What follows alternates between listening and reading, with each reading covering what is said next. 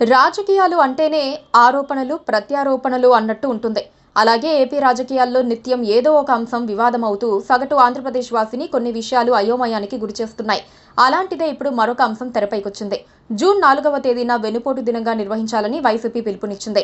Party శ్రేణులకు YS Jagan పిలుపునివ్వగా YCP poster కూడా release చేసింది. ఇక దీనికి పోటీగా జనసేన రంగంలోకి దిగింది.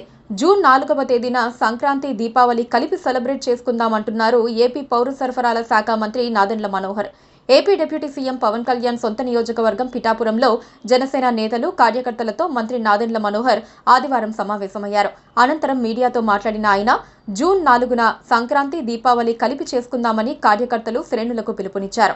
దీపాలు వెలిగించి టపాసులు కాల్చాలని, ఆ ఫోటోలను సోషల్ మీడియాలో షేర్ చేయాలని సూచించారు. అయితే వైసీపీ, జనసేన పోటాపోటీ కార్యక్రమాలు జూన్ 4వ తేదీన నిర్వహించడానికి కారణముంది. 2024 ఆంధ్రప్రదేశ్ అసెంబ్లీ ఎన్నికల ఫలితాలు జూన్ 4వ తేదీన వెల్లడయ్యాయి.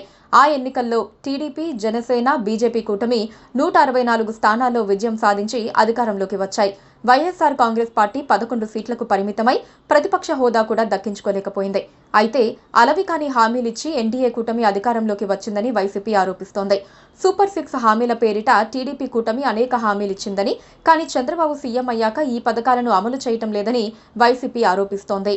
ఈ నేపథ్యంలో ప్రజలకు అబద్ధపు హామీలిచ్చి మోసం చేశారంటూ జూన్ 4న వెన్నుపోటు దినంగా నిరసన కార్యక్రమాలు చేపట్టాలని వైసీపీ అధినేత వైఎస్ జగన్మోహన్ రెడ్డి పార్టీ శ్రేణులకు పిలుపునిచ్చారు.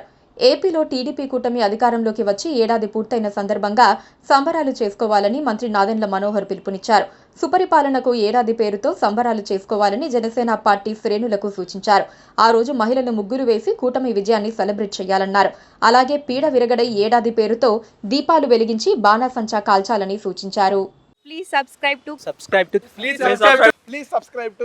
subscribe to KTV Telugu. KTV Telugu. KTV Telugu. KTV Telugu channel.